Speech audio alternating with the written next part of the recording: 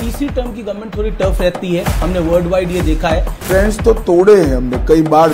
तो उद्धव ठाकरे भी कह रहे हैं कि मैं तो मोदी जी को पूर्व प्रधानमंत्री कहा करूंगा, मैं शपथ ग्रहण का न्योता देता हूं अमित शाह जी को और प्रधानमंत्री मोदी। अरविंद केजरीवाल अपनी रैलियों में अक्सर कहते हैं कि 2 जून के बाद मैं जेल जाऊंगा नहीं जाऊंगा, ये तय करेंगे 4 जून के नतीजे। मेरी समझ उनको 1 जून को ही जाना। ऑपोजिशन का मानना है कि बीजेपी राम मंदिर को भी पॉलिटिसाइज कर रही है और कैश करना चाहती है 2024 के लोकसभा चुनाव में। क्या आपको लगता है संदेश खली एक बड़ा टर्निंग पॉइंट रहा? एक महिला मुख्यमंत्री के नाक के नीचे सालों तक सीए के नाम पर इस देश के एक बड़े तबके को, अल्पसंख्यकों को डराया जा रहा है। इसलिए वैसे भी लागू होगा। कांग्रेस कहती है कि देखिए फिर पाकिस्तान की बात बीच में ले आती है। पाकिस्तान की बात नहीं है।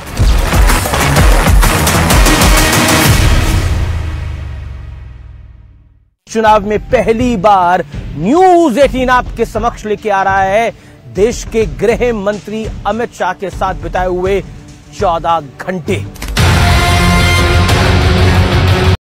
और इस समय हम पहुंच चुके हैं संबलपुर झारसुगुड़ा से और गृह मंत्री अमित शाह धर्मेंद्र प्रधान की सभा में आते जाएंगे और एक मंदिर के भी दर्शन करेंगे।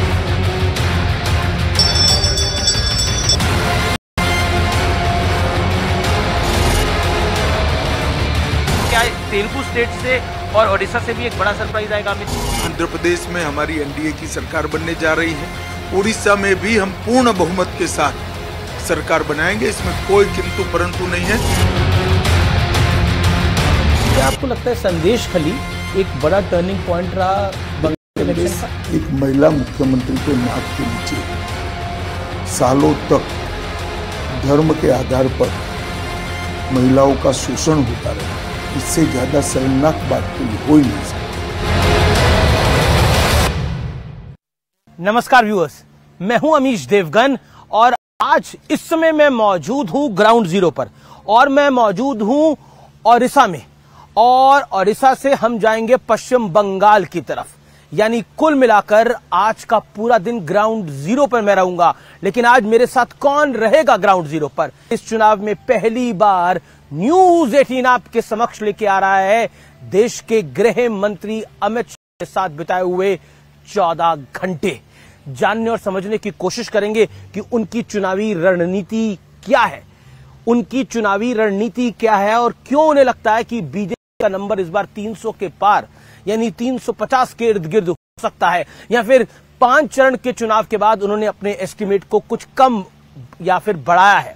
तो आज पूरा दिन गृह मंत्री अमित शाह के साथ हम बिताएंगे ओडिशा से लेकर बंगाल तक और फिर उनके साथ विस्तार से बातचीत भी करेंगे। तो आज का ये कार्यक्रम, आज का ये एडिशन वोट पथ का बहुत बहुत इंपॉर्टेंट है न्यूज 18 पर।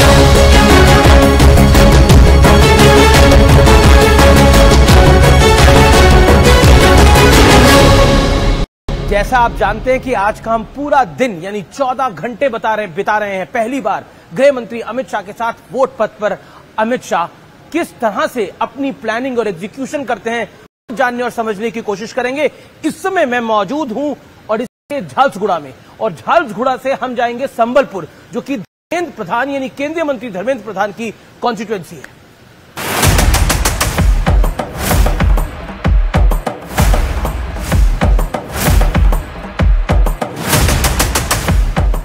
आज हम पूरा दिन बिता रहे हैं गृह मंत्री अमित शाह के साथ हम वोट पथ में और अब हम झारसुगुड़ा से चलेंगे संबलपुर की तरफ।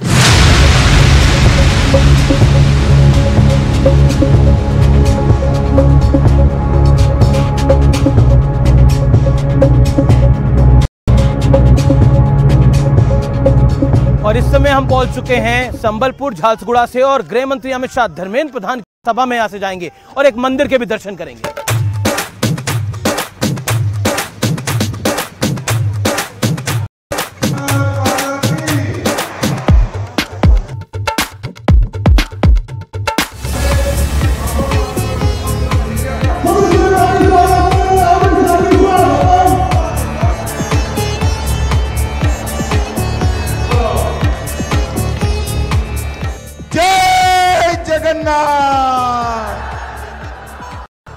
देश भर के मतदाताओं के लिए सिर्फ 400 पार का लक्ष्य है। व्यूअर्स, जैसे आप जानते हैं आज हम 14 घंटे बिता रहे हैं गृह मंत्री अमित शाह के साथ। पहुंच गए संबलपुर, क्योंकि केंद्रीय मंत्री धर्मेंद्र प्रधान कॉन्स्टिट्यूएंसी है और गृह मंत्री अमित शाह ने अपने भाषण की शुरुआत प्रभु जगन्नाथ को प्रणाम करके और साथ ही साथ जय श्री राम के नारे के साथ करी है। गृह मंत्री अमित शाह यहाँ पर कह रहे हैं कि 5 चरण में नरेंद्र मोदी 310 पार कर चुके हैं। अयोध्या में राम मंदिर बनना चाहिए था या नहीं बनना चाहिए? भाजपा सरकार बनाओगे। जय श्री राम, जय जय श्री राम।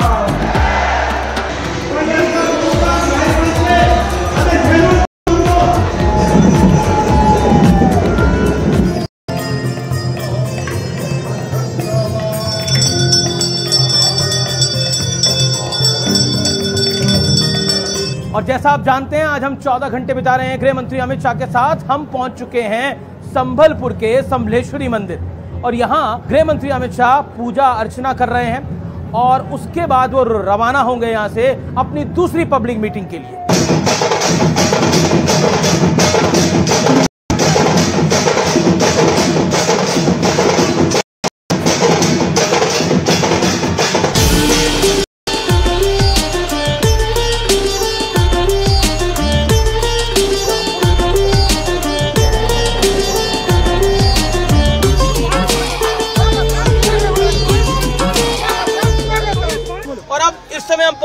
क्योजर में जहां पर अमित शाह एक और जनसभा को संबोधित करेंगे। आज हम 14 घंटे यानी पूरा दिन बिता रहे हैं गृह मंत्री अमित शाह के साथ।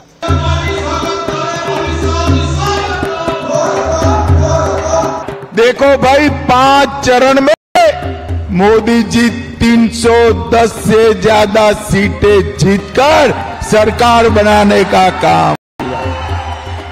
अब छठे और 7वें चरण में 400 पार कराना है, 400 पार कराना है। और व्यूअर्स, इस समय हम की जनसभा में हैं जहां पर गृह मंत्री अमित शाह अपना संबोधन दे रहे हैं। की असुविधा की बात वो करते हैं तो बहुत महत्वपूर्ण है। और दूसरी तरफ अमित शाह इस अपने संबोधन में ऊपर और नीचे यानी राज्य में बीजेपी की सरकार और केंद्र में मोदी की सरकार की बात करते हैं और कहते हैं डबल इंजन की सरकार ओडिशा को आगे लेके जाएगी।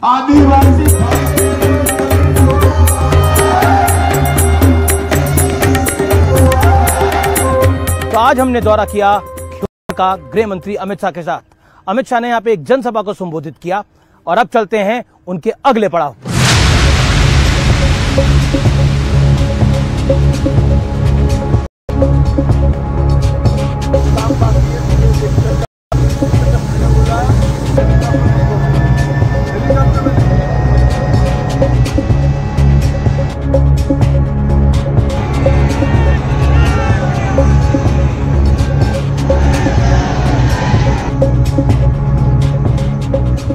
और अब हम पहुंच चुके हैं ढेंकनाल डिस्ट्रिक्ट में और इसके कामाख्या नगर टाउन में हम मौजूद हैं। चिलचिलाती धूप में दोपहर 3:30 बजे आप हुजूम देखिए पब्लिक का। ये गृह मंत्री अमित शाह की जनसभा के लिए है। लोग छतों पे भी हैं और उसके साथ साथ आप देख सकते हैं 3 से 4 पंडाल जो है वो भरे हुए हैं और इतनी बड़ी तादाद है लोगों की, इतनी बड़ी तादाद है लोगों की आप देख सकते हैं। और एक अलग जोश है ओडिशा के ग्राउंड जीरो पर। ऐसा लग रहा है कि वाकई भारतीय जनता पार्टी ने एक लेग वर्क करा है, ग्राउंड वर्क करा है। और अमित शाह जब राष्ट्रीय अध्यक्ष थे भारतीय जनता पार्टी के तो उन्होंने यहाँ के रिमोट डिस्ट्रिक्ट तक में वो रुके, वहां का दौरा किया, संगठन की बैठकें करी। उसका एक असर है कि आज 2024 में भारतीय जनता पार्टी सबसे बड़ी चैलेंजर है ओडिशा के अंदर और नवीन पटनायक को खतरे की घंटी सुनाई दे रही है।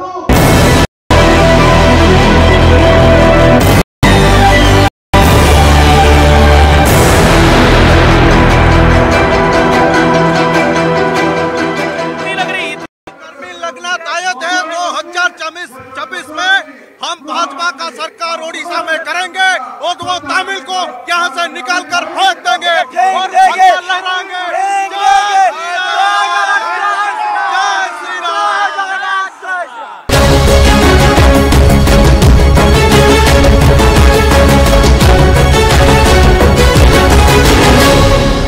जैसा आप जानते हैं कि आज हम पूरा दिन बिता रहे हैं गृह मंत्री अमित शाह के साथ।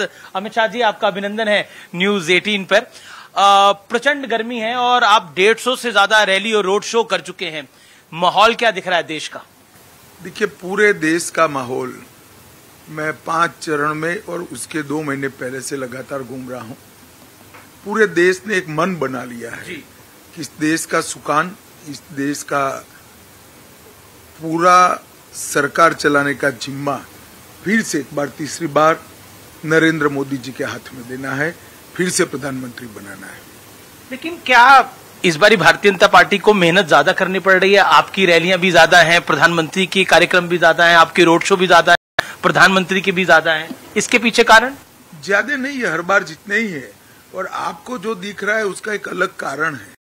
हम इस बार बंगाल, उड़ीसा, तेलंगाना, आंध्र प्रदेश, तमिलनाडु और केरल, जो भारतीय जनता पार्टी के लिए विजय की दृष्टि से थोड़े अनछुए क्षेत्र थे, वहां पर इस बार हमें सफलता मिल रही। तो स्वाभाविक रूप से जब क्षेत्र बड़ा होता है तो रीच भी बढ़ानी पड़ती है। तो मुझे तो बहुत अच्छा लग रहा है कि एक क्षेत्र है जो मैं अध्यक्ष था तब हम लोगों ने सब शुरुआत करा था संगठन बनाने का। मोदी जी की लोकप्रियता का प्रभाव ही है कि आज वहां पर कमल खिल रहा है। मैं यहाँ के कार्यकर्ताओं से बात कर रहा था, वो कह रहे थे कि आप यहाँ पर बाय रोड ट्रैवल करते थे इस इलाके के अंदर, और 10 साल में अब आप नवीन बाबू को चैलेंज कर रहे हैं। देखिए, मैंने 14 से 19 में उड़ीसा के 15 जिले बाय रोड और होटल में रहे बगैर कार्यकर्ताओं के साथ बिताए।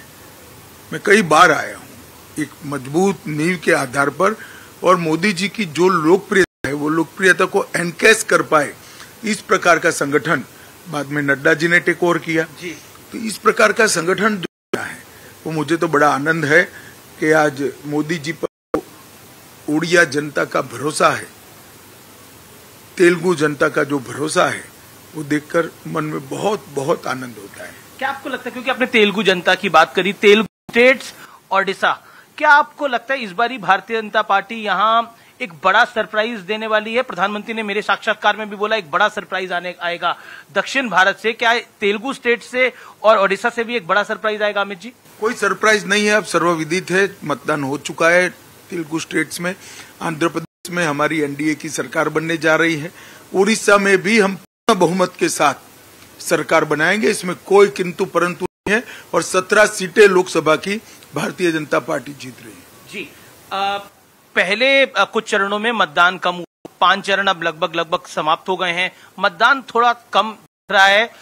क्या उसका इम्पैक्ट पड़ेगा? क्योंकि एक नैरेटिव बिल्डिंग हुई, उसका नुकसान भारतीय जनता पार्टी को पहुंच रहा है, ऐसा विपक्ष कह रहा है।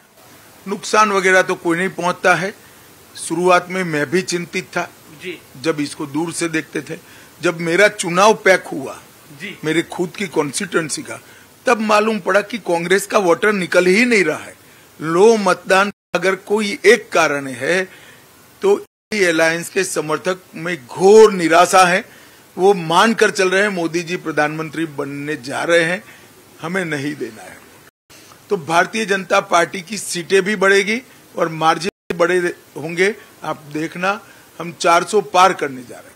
जी, चुनाव से पहले बीजेपी और बीजेडी के अलायंस की बात थी, वो अलायंस नहीं हुआ, और बीजेडी ने केंद्र की सरकार में भारतीय जनता पार्टी का कई मुद्दों पर साथ दिया। लेकिन अब तो आप नवीन बाबू को बाय बाय करने की, यानी मुख्यमंत्री के तौर पे हटाने की बात कर रहे हैं। देखिए, हमारा और बीजू जनता दल का कभी भी अलायंस नहीं रहा। अलायंस कुछ पत्रकारों ने बना दिया और कुछ नवीन बाबू के कैंप से अफवाहें फैलती थी। नवीन बाबू ने हमें हमेशा इश्यू बेस्ड समर्थन दिया है, और इश्यू बेस्ड समर्थन तो कोई भी दे सकता है, क्योंकि अंततोगत्वा पॉलिटिक्स में किसके सामने चुनाव लड़े हैं इसको ध्यान में रखकर अपना मत या अपना पक्ष तय नहीं करते। इश्यू देश के भले में है या भले में नहीं है, इस आधार पर करना चाहिए। और मैं मानता हूं कि ओडिशा विकास की रेस में काफी पिछड़ चुका है। यहाँ पर एक प्रकार की स्टैग्नेंसी आई हुई है, सही चल रही है, अफसर राज कर रहे हैं, और ओडिया जनता ओडिया प्राइड के लिए एकजुट और लामबंद होकर खड़ी है। जी, मेरा अगला सवाल है कि प्रधानमंत्री नरेंद्र मोदी हो, आप जगन्नाथ मंदिर की चाबियों की बात करते हैं, खासतौर पर जो रत्न भंडार है उसकी बात करते हैं। क्या आपको लगता है कि वो विषय ओडिशा की जनता में, और क्योंकि इस विषय का इम्पैक्ट जो है वो पूरी देश की जनता पर भी है, क्या कहना चाह रहे हैं आप लोग? मैं यही कहना चाहता हूँ, सिर्फ उड़ीसा नहीं, उड़ीसा में तो इसका सबसे ज्यादा असर है ही है, दिखाई भी पड़ता है। मगर जगन्नाथ महाप्रभु का भक्त पूरे देश भर में, दुनिया भर में फैला हुआ है, और सालों से, हजारों सालों से, न जाने कितने सालों से ये मंदिर सबके मन में श्रद्धा का केंद्र रहा है। इसके रत्न भंडार की चाबियां गुम होना, डुप्लीकेट चाबियां बनना, और जांच आयोग बैठने के बाद जांच आयोग की रिपोर्ट को सार्वजनिक न करना, ढेर सारे सवाल जनता के मन में खड़े हुए हैं। हमने हमारे घोषणा पत्र में कहा है कि हमारी सरकार बनने के एक ही महीने में हम एक जांच रिपोर्ट को सार्वजनिक करेंगे और रिजर्व बैंक ऑफ इंडिया से इसका वैल्यूएशन कराकर सार्वजनिक करेंगे। जी, क्या आपको लगता है जो नवीन पटनायक भगवान जगन्नाथ के मुद्दे पर अब आपको घेर रहे हैं आपके एक नेता के बयान पर, उसको आप किस तरह से देखते हैं? देखिए, आप थोड़ा दबदबा कर पूछ रहे हैं। संदीप पात्रा जी का बयान ये जुबान फिसलने का क्लासिक केस है। इन्होंने 25 जगह बाइट दिया, सब जगह कहा कि नरेंद्र मोदी जी प्रभु जगन्नाथ के अनन्य भक्त हैं। एक जगह जुबान फिसल। फिर भी सुबह मेरी संदीप पात्रा से बात हुई, फोन पर वो रो रहे थे, बड़ा पछतावा था। इन्होंने कहा कि अब मैं 3 दिन तक उपवास करने वाला हूं और 3 दिन के बाद प्रभु जगन्नाथ का क्षमा मांगूंगा, मुझसे बड़ी गलती हो गई है। कोई व्यक्ति मन से जब पछतावा करता है और माफी मांगता है तो मैं नहीं मानता जगन्नाथ के दरबार में उसको माफी नहीं मिलेगी जी। और इसका एक गलती का परिमार्जन केवल और केवल जगन्नाथ ही कर सकते हैं, नवीन बाबू की पार्टी नहीं कर सकती जी। राहुल गांधी ने खटाखट गरीबी हटाने की बात कही थी, इसको आप किस तरह से देखते हैं? क्या आपको लगता है पॉलिटिकल स्टेटमेंट है चुनावों के मौसम में? नहीं, पॉलिटिकल स्टेटमेंट नहीं है, सिर्फ खटाखट की व्याख्या मैं कर देता हूँ।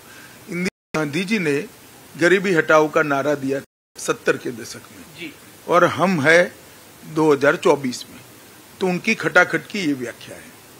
इंदिरा गांधी जी ने जो नारा दिया था वो अभी उनका पोता पूरा करने की बात कर रहे हैं। भाई, आपके नारों पर कौन विश्वास करेगा, जबकि मोदी जी ने करोड़ों गरीबों के जीवन स्तर को उठाने का काम किया। 10 करोड़ लोगों को गैस का सिलेंडर दिया, 12 करोड़ शौचालय दिए, 14 करोड़ लोगों को नल से जल दिया, 80 करोड़ लोगों को 5 किलो अनाज फ्री दे रहे हैं, 60 करोड़ लोगों को आप 5 लाख का दवाइयों का पूरा खर्चा फ्री ऑफ कॉस्ट दे दिया, 4 करोड़ घर ही दे दिया, 6.5 करोड़ घरों में बिजली दे दी। ये खटाखट होता है। इनकी खटाखट की व्याख्या 5 दशक लंबी है, हमारी खटाखट की व्याख्या 10 साल की है, और अगले 5 साल में 100% सैचुरेशन आएगा जी। तो गृह मंत्री अमित शाह के साथ आज हम पूरा दिन बिता रहे हैं, समझने की कोशिश कर रहे हैं कि उनके माइंड में कौन सा नंबर चल रहा है, वो भी हम आपको आगे बताएंगे। आप देखते रहिए हमारा ये वोट पथ गृह मंत्री अमित शाह के साथ।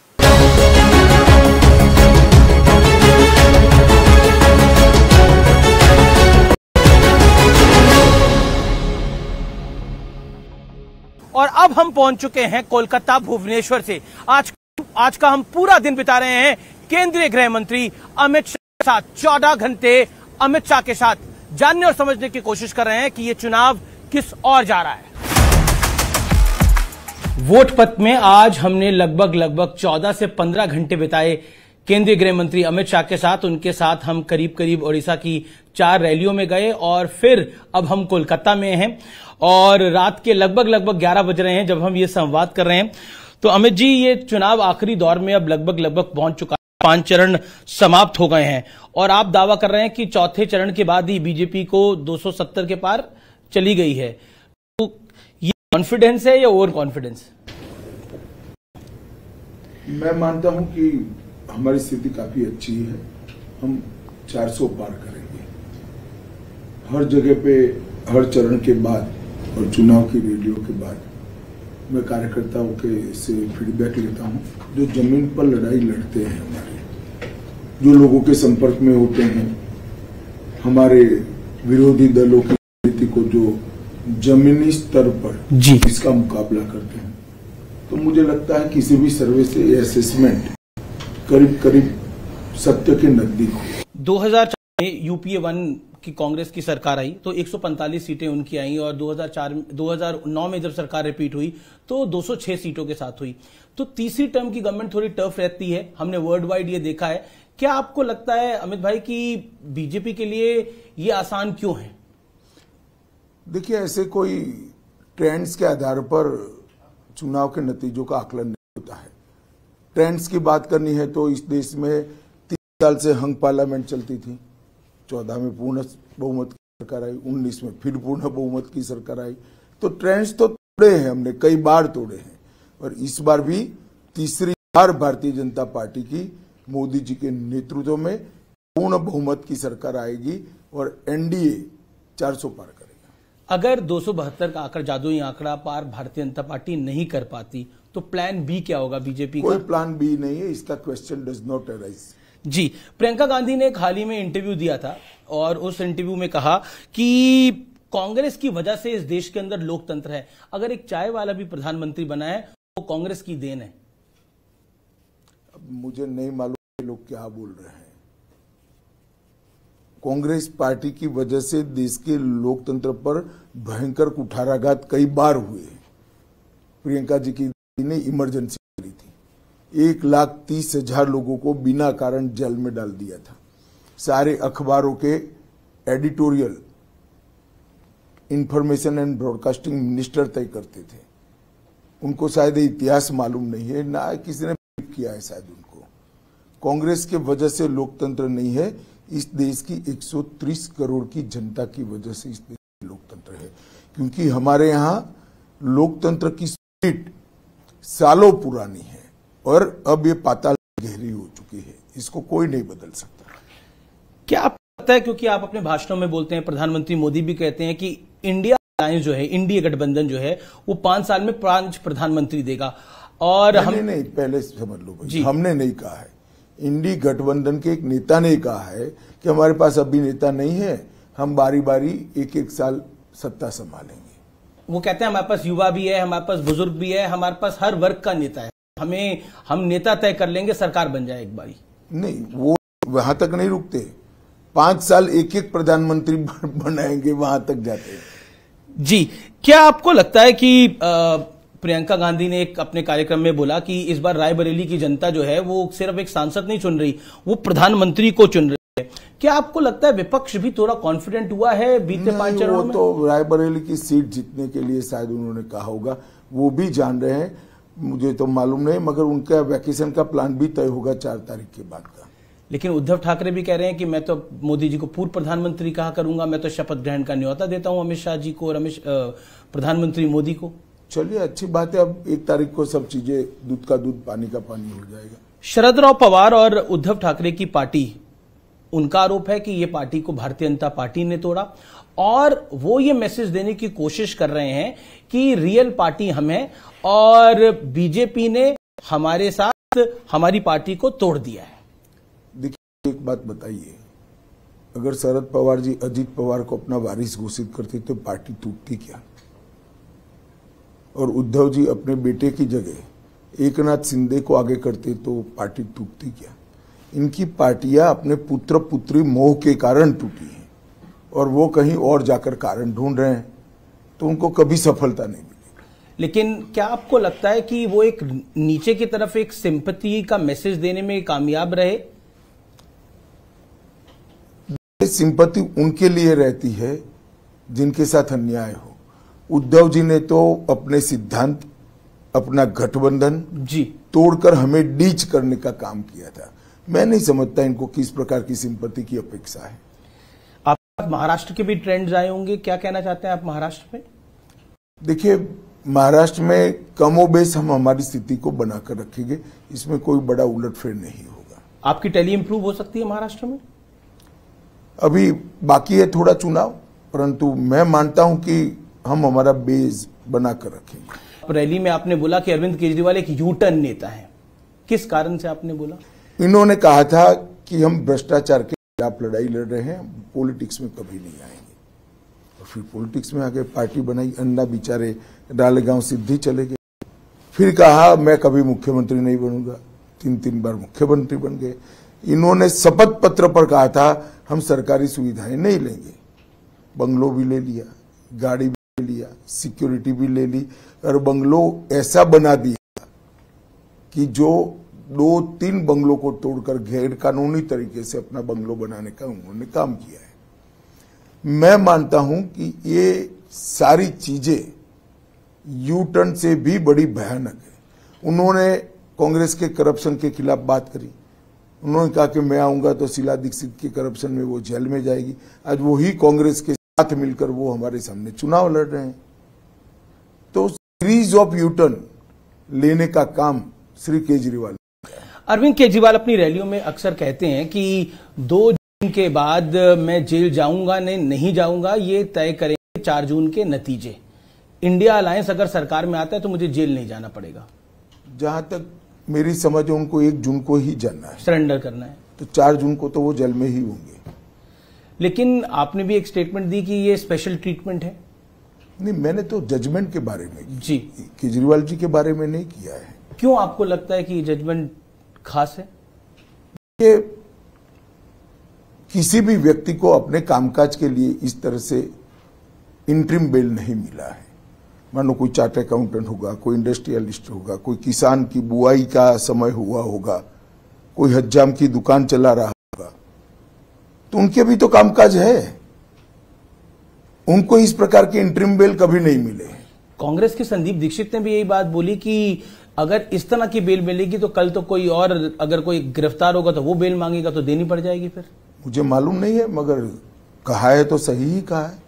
मेरा अगला आपसे सवाल है, क्या आपको लगता है कि कांग्रेस और आम आदमी पार्टी का गठबंधन दिल्ली में खास तौर पर, क्योंकि अब उसमें वोटिंग होनी है, वहां आपको दिक्कत? हम 7 की 7 सीटें जीतेंगे। कहीं देखो, जहां एक पार्टी का शेयर 50% ज्यादा हो जाता है जी, तब सामने कितनी पार्टियां एकत्रित हो जाती इसका कोई महत्व नहीं रहता।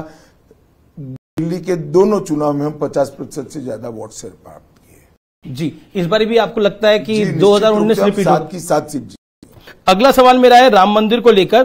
क्या आपको लगता है कि आप बार बार राम मंदिर का जिक्र लेकर आते हैं, प्रधानमंत्री राम मंदिर का जिक्र लेकर आते हैं, आपके कार्यकर्ता नेता राम मंदिर के नारे लगाते हैं, ऑपोजिशन का मानना है कि बीजेपी राम मंदिर को भी पॉलिटिसाइज कर रही है और कैश करना चाहती है 2024 के लोकसभा चुनाव में?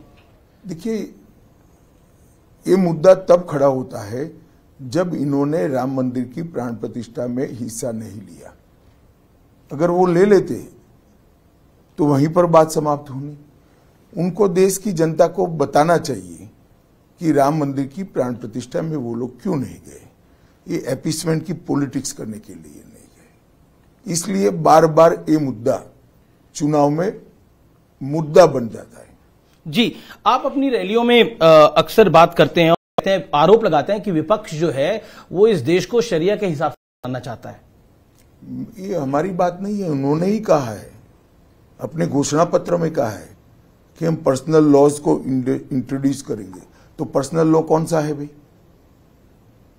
एक ही है, मुस्लिम पर्सनल लॉ। लेकिन कांग्रेस से मैंने सवाल पूछा, उन्होंने बोला मिस रिप्रेजेंट कर रही है भारतीय जनता पार्टी हमारे घोषणा पत्र। तो वो पर्सनल लॉज के क्या कहना चाहते हैं उसकी स्पष्टता करे देश की जनता के सामने कि हम मुस्लिम पर्सनल लॉ की बात नहीं कर रहे हैं। उनको कर देनी चाहिए स्पष्टता। लेकिन फिर आप भी तो अपना वोट बैंक साध रहे हैं इससे। नहीं, वोट बैंक कहां से सधेगा हमारा? मुस्लिम वोट बैंक वो साधने का प्रयास करें हम तो। आप दूसरा, मेरा सवाल है, ऐसा नहीं है भाई। उनके घोषणा पत्रों में जो चीज है इसको हम जनता के सामने रख रहे हैं। बंगाल में ममता दीदी के गढ़ को इस बार आप बहुत बड़े तरीके से चैलेंज कर रहे हैं। कई ओपिनियन ने तो बताया कि बीजेपी का नंबर पिछली बारी से बढ़ सकता है, लेकिन क्या आपको लगता है संदेश खली एक बड़ा टर्निंग पॉइंट रहा बंगाल इलेक्शन का? संदेश खाली चुनावी मुद्दा नहीं है जी। एक महिला मुख्यमंत्री के नाक के नीचे सालों तक धर्म के आधार पर महिलाओं का शोषण होता रहे और महिला मुख्यमंत्री इसलिए कुछ न करे कि शोषण करने वाले इनके कार्यकर्ता हैं, इनकी वोट बैंक का हिस्सा है। इससे ज्यादा शर्मनाक बात कोई हो ही नहीं सकती। ये इलेक्शन का मुद्दा नहीं है, ये देश की सुचिता का मुद्दा है। शासन किस तरह से चलना चाहिए। आपकी वोट बैंक को एड्रेस करने के लिए महिलाओं का आप शोषण करने दोगे।